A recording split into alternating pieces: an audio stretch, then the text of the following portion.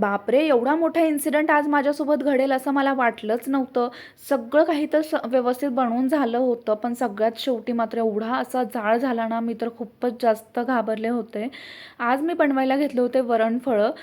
मी लातूरचे असल्यामुळे आमच्याकडे तर ह्याला वरणफळच म्हणतात. काही ठिकाणी तर ह्याला चकोल्यासुद्धा म्हणतात आणि वेगवेगळी नावंसुद्धा आहेत. तर तुम्ही माझा हा व्हिडिओ कुठून पाहत आहात आणि तुमच्याकडे ह्याला काय म्हणतात, ते तुम्ही मला कमेंट करून नक्की सांगा. पीठ मळण्यासाठी घेतलं आणि कुकरही लावून दिलं होतं. ही जी पद्धत आहे ती माझ्या आजीने मम्मीला शिकवली आणि मम्मीने मला शिकवलेली आहे. त्यामुळे माझी आजी जेव्हा आमच्याकडे राहायला यायची ना, तेव्हा ती मम्मीला नेहमी सांगायची, की "ही लेकरांच्या हेल्थसाठी खूप जास्त पौष्टिक असतं खायला, त्यामुळे त्यांना बनवून खाऊ घालत जा." आणि मला आज तेच आठवलं म्हणून म्हणलं, की एक तर तब्येतही बरं नाही आहे आणि दुसरं काही चविष्ट तोंडाला असं काही चव पण येत नाही आहे. तर हे खाल्ल्यानंतर थोडंसं बरं वाटेल आणि हेल्दी पण आहे म्हणून मी बनवायला घेतलं. तेलामध्ये जिरे, मोहरी टाकले, लसूण भरपूर टाकला. लसूण व्यवस्थित तडतडल्यानंतर त्याला डायरेक्ट पाण्याचीच फोडणी दिली होती.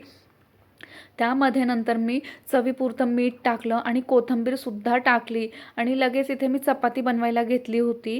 कसं आहे माहिती का, कधी-कधी लहानपणीच्या गोष्टी खूप जास्त आठवतात आणि आजकाल तर आपण जसं-जसं मोठे होत चाललोय ना, तशा ह्या सगळ्या ज्या अगोदरच्या जेवणाच्या पद्धती आहेत, ते सगळे विसरत आहेत आणि नवनवीन जे पदार्थ येतात, तर त्याची चव लोकांना खूप जास्त आवडते पण हे खायला तर खूप हेल्दी असतं. त्यामुळे कधी-कधी जेव्हा आपल्याला इच्छा होते तेव्हा आपण हे बनवून खाल्लंच पाहिजे.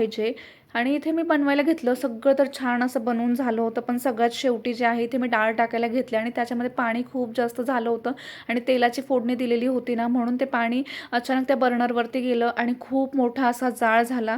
खूप घाबरले होते, पण त्यानंतर गॅस वगैरे बंद केला आणि मग त्याला शिजून झाल्यानंतर मगच मी खायला घेतलं.